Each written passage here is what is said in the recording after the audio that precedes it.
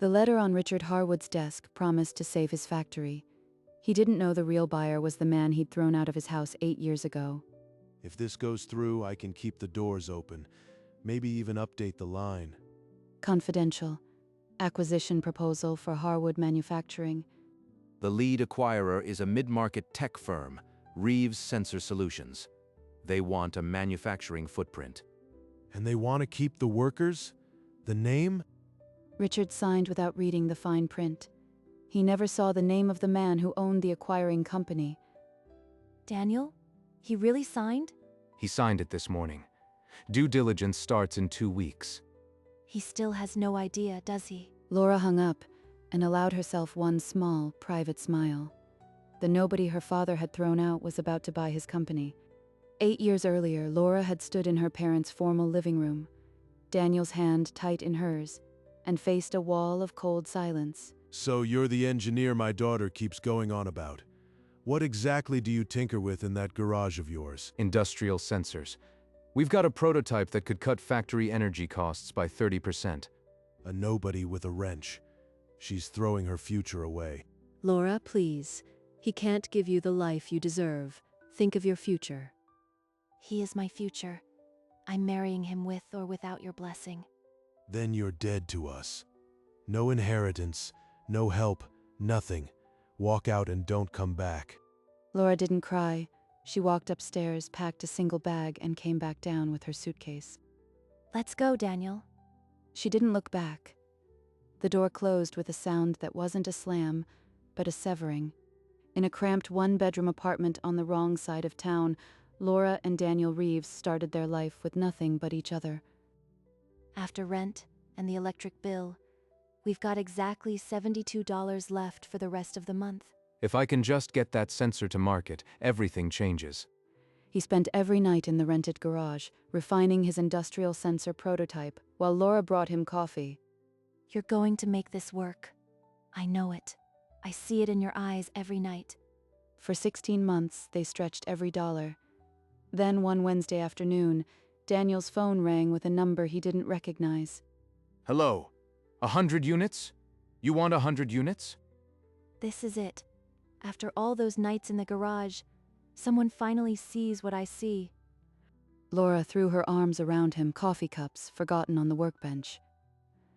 That first purchase order didn't fill their bank account, but it filled their chests with something harder to earn. Proof. 7 years later, Reeves Sensor Solutions had become a mid-market force, its logo stamped across the state. Across town, Harwood Manufacturing hadn't purchased new equipment in 8 years, 3 contracts lost last quarter. Inside, Richard sat alone in his office, staring at a stack of past-due invoices. Another month like this and I can't make payroll. At dinner that night, Margaret set down her fork and finally spoke. Richard, maybe it's time to call Laura. Daniel's company is doing well, I've heard. I will not beg my own daughter, least of all from that garage hobbyist she married. The subject died at that table, but the factory's books only grew redder. A mutual acquaintance mentioned my father's factory is losing contracts at an alarming rate. She didn't elaborate. The answer to the question behind that statement had been settled the night she walked out. Tom Caldwell walked into Daniel's modern office, carrying a confidential file that had the power to rewrite decades of family history. We've identified a strategic acquisition target. A manufacturer with solid assets but weak leadership. What's the target? You're being unusually tight-lipped. Harwood Manufacturing. It's your father-in-law's operation, I believe. I didn't connect it until the analysts flagged the name. Laura, who had been listening quietly, set her coffee down with a click that seemed too loud for the room. The man who called my husband a nobody is about to hand him the keys to his life's work. Tom, give us a moment. 8 years of silence, and now this. I could let him drown, or show him we were never the weak ones. It's your call, Laura. We walk away, no harm done, or we save him. We save him. But on our terms, fair price, jobs intact. And I want to be there when he learns who he's been begging to. 2 days later, Tom Caldwell sat across from Richard Harwood in the private equity firm's conference room, the offer packet between them. The acquirer is prepared to assume all existing debt and retain your workforce at current wages. They're not cutting anyone? No layoffs? Article 4.3 Employment Continuity. All current Harwood employees shall be offered employment under the successor entity. The workers won't pay for my father's pride. That's the only victory that counts. That afternoon, Daniel signed his name beneath hers on the acquisition agreement, his signature binding Harwood Manufacturing to Reeves Sensor Solutions.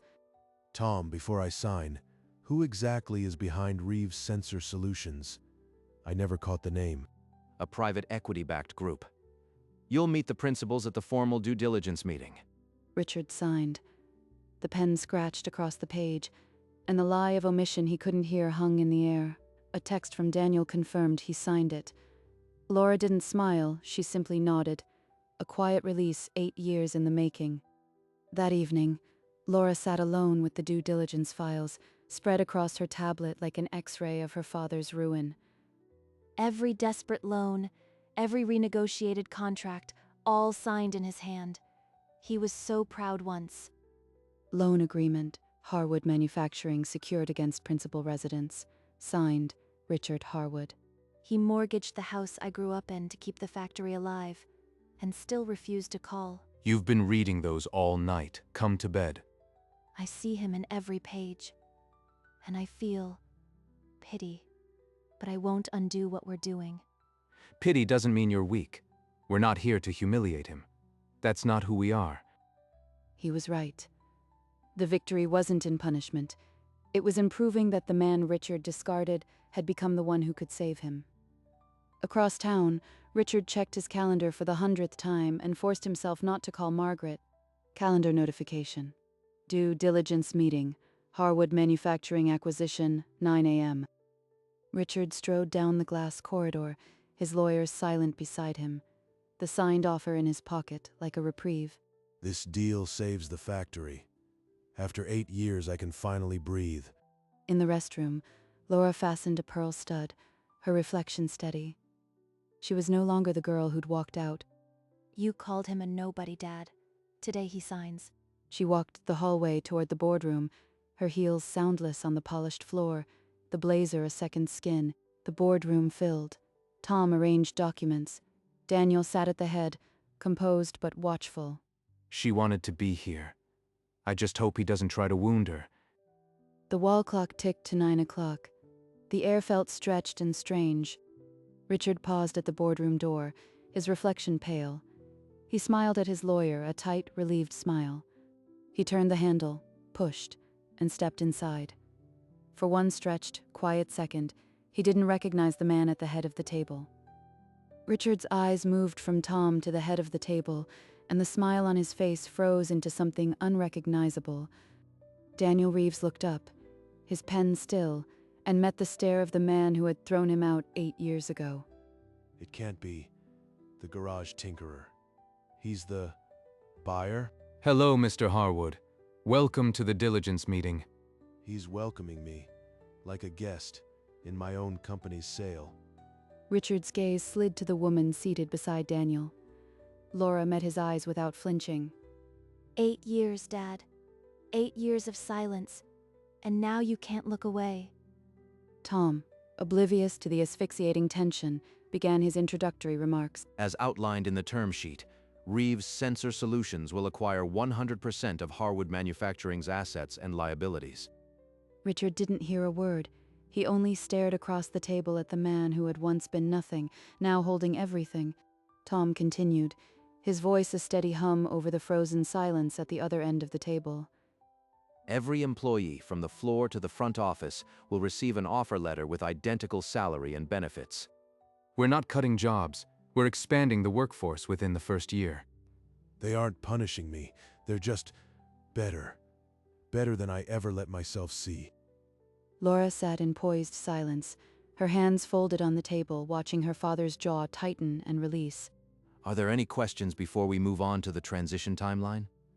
Richard's lawyer leaned close, but Richard shook his head, unable to form words.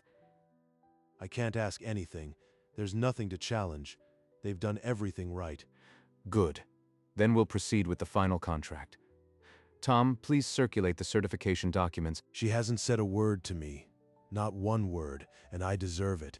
Back in the dim quiet of his factory office, Richard Harwood slammed both palms on the cluttered desk, rattling a coffee mug. That garage, nobody ambushed me in my own deal. His lawyer, still in the doorway, reminded him quietly that there were no other buyers and the contract was already signed.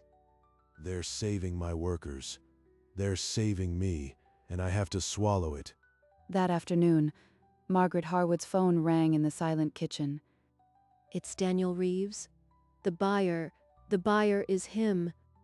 She set the phone down and walked to the dining room where Richard already sat, staring at the table. She knows. She'll never look at me the same. Margaret didn't ask a single question. She just folded her napkin and walked out of the room. The company will live. That's all that matters now, even if I have to call him boss. The phone buzzed against the kitchen counter. Laura glanced at the screen and froze. The word Mom glowed back at her. She didn't answer. Answering would mean opening a door she had bolted shut 8 years ago. So she watched it ring until the screen went dark. The voicemail notification dropped. She pressed play, jaw tight. Laura, it's Mom, please. I just want to talk to you. Her thumb hovered over delete. Then she heard it again, the tremor, the fatigue. She couldn't erase it. She stared at the screen for 5 long minutes, then finally tapped the callback icon. Hello, Margaret. Laura, thank you for calling. I don't know where to start. Coffee. Thursday, 3 o'clock. The place on Birch Street. She ended the call before her mother could agree because this time, Laura was the one setting the terms. Thursday arrived overcast and still. Laura was already seated when Margaret walked in, her silver bob damp from the drizzle outside. Laura, you look well. Sit down, Margaret. They both held their coffee cups like shields. The silence had 8 years to fill. We only wanted what was best for you. Your father just couldn't see another path. What was best for me was Daniel. You tried to take that away. Margaret's hand moved across the table. Laura pulled hers back, not in anger, but in a quiet refusal to be touched. Laura, please. I've missed you. Every day. Laura stood, collected her purse, and left cash for both coffees. She didn't look back at the woman crying quietly in the booth. The coffee went cold, the lipstick print on the rim the only trace of a conversation that would change nothing overnight. 3 days later, the final acquisition documents arrived at the private equity office. Richard Harwood's lawyer told him it was time. My father built this factory. I'm the one signing it away to a man I called a nobody. Across the table, Daniel Reeves signed without hesitation, then handed the pen to Laura. This isn't revenge. It's just correction. Every employee keeps their job. That's the deal, and it's binding. The next morning, Laura and Daniel Reeves walked into Harwood Manufacturing through the front entrance. My name is Daniel Reeves. This plant will stay open, and everyone here will have a job. That's my promise. A few old-timers applauded. Laura stood at his shoulder, her eyes scanning the worn equipment that would now have a second life. At the far end of the floor, Richard Harwood watched. He wasn't introduced. He wasn't called to the front. He stood alone. The factory was no longer his. It was theirs, and they had come to save it. That night, after the workers had gone and the lights were off, Richard Harwood walked the empty factory floor alone. He paused at a rust-caked lathe his father had bought 40 years earlier. His hand rested on the cold metal. Beside a broken control panel, someone had taped a yellowed photo of the factory crew from 1985. His father stood in the front row, proud, and he had thrown it away. He pulled out his phone and stared at Laura's contact. His thumb hovered over the call button. He pressed the button, then killed the call before the first ring, his breath caught in his throat. He leaned against the lathe, the phone heavy in his pocket. The silence stretched tight around him. I was wrong. He didn't say it out loud, but he felt it in every inch of the empty floor. The factory settled into silence. Only his footsteps, slow and uneven, answered back. Outside, the sign still read Harwood Manufacturing. but it was someone else's name that would save it. At noon on a Friday, the deal closed. Tom Caldwell broke the seal on a champagne bottle, and the private equity team offered a round of tight applause. To Reeves Sensor Solutions and the future of Harwood manufacturing. Daniel shook Tom's hand, then moved through the room with a quiet, assured presence, his smile measured. We've got a lot of work ahead, but the transition starts with respect. He turned to Richard, who stood apart near the window, shoulders rigid, his tie loosened. Richard, we'd value your experience as a consultant. 6-month contract, advisory capacity. Consultant. The man who called you a nobody just offered you a paycheck. Richard extended his hand. The grip was weak, but it was there.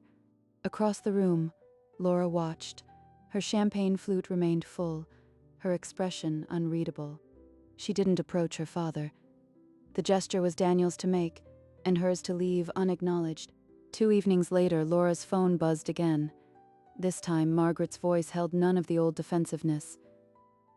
Laura, I don't want to waste any more years. Please, tell me what it would take. Time. No big reunions. No forcing Dad to be someone he's not ready to be. I'll do whatever you say. I won't push. I just want to hear your voice sometimes. We can try. But I won't be rushed, and Richard will have to find his own way to me. Margaret broke into quiet, grateful tears, the word thank you lost among the sobs. Laura listened until her mother's breathing steadied, then ended the call without ceremony. Healing can't be scheduled, but maybe it can begin. She looked out at the city where she and Daniel had built their life, and felt something unfamiliar. Not victory, but the quiet start of repair. 8 years of silence had not ended, but the door was open, and this time, it was Laura who held the key. 3 days after Margaret's call, Laura's phone lit up with a name she hadn't spoken to in 8 years, Richard Harwood. Laura, it's your father.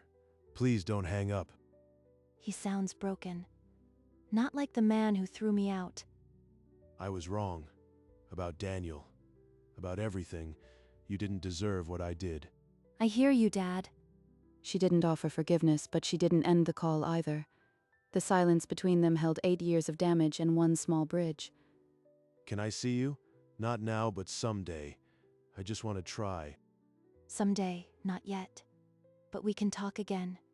That's how it starts. She hung up and allowed herself one slow breath. Not forgiveness, but the end of refusing. Outside, the city kept moving.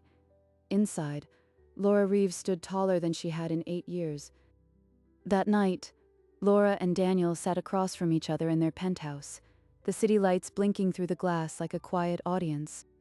Did I ever tell you I was terrified you'd want me to crush him? Crushing him wouldn't have proven anything. Giving those workers a future does. Daniel leaned back, something unclenching in his shoulders. He had worried all these weeks that she might still be carrying the girl from 8 years ago. After dinner, Laura led him to the garage. The space they'd rented a decade ago was now a museum of their beginnings. That first prototype. You held it like it was your whole world. The sensor sat on a shelf now, next to a framed news clipping of their first big contract. The garage had not been a hobby. It had been the seed. We built this. Not out of spite. Out of love. He pulled her close, and they stood in the memory of oil and metal, 2 people who had never needed anyone else's permission to build a life. In the end, the real reversal wasn't the acquisition. It was the quiet certainty that they had done it right. 3 weeks later, Richard and Margaret Harwood stood in their daughter's penthouse for the first time, clutching a bottle of wine like a passport. Margaret's eyes roamed the living room walls, finding only pictures of Laura and Daniel at company milestones. No photos of us. Not one. The evidence of our absence is everywhere. Daniel, I saw your first sensor on the shelf. It's impressive what you built. He's trying. That's new. Dinner passed in polite, halting sentences. No one mentioned the acquisition or the 8 years. The clink of cutlery filled the gaps. Your home is lovely, Laura. Thank you for having us. It took a long time to earn. But we're glad you're here. As they left, Margaret paused at the door, her eyes wet, and looked back at the daughter she'd thrown out. Laura nodded, and for the first time in 8 years, her parents left her home with an invitation to return. The last clink of a wine glass echoed as Laura and Daniel stepped onto the balcony, the city breathing beneath them. The noise of the dinner had faded, only the soft hum of traffic remained. Laura's phone buzzed on the railing, a text from Mom, a single red heart. She doesn't know I still need time, but maybe she's learning. Daniel set his glass down and wrapped an arm around her, pulling her close. We didn't need revenge. We just needed this. She leaned into him, the faint scent of dinner still in the air, the city spread out like a promise. It wasn't a grand restoration. It was a quiet, tentative peace. Laura Reeves, who had been cut off from marrying poor, now owned the company that nearly ruined her parents and the grace to let them back in slowly. The night wrapped around them, and for the first time in years, nothing was missing. In the weeks that followed, Laura Reeves moved through her days with a quiet, earned stillness, the weight of 8 years slowly lifting. She thought of the girl who'd walked out of that house with a suitcase and no looking back. She didn't miss her. 8 years after being disowned for marrying poor, the man her parents called a nobody bought their company. The old Harwood sign came down. A new one, bearing the name of that garage hobbyist, went up in its place. Laura didn't attend the ceremony. She didn't need to. Her victory was quieter. She had set the price. Not the money on the contract. The price of dignity and grace. They had called him a nobody. He bought their company. She set the price. And the city kept moving, indifferent and beautiful, as if nothing had changed. Fade to black.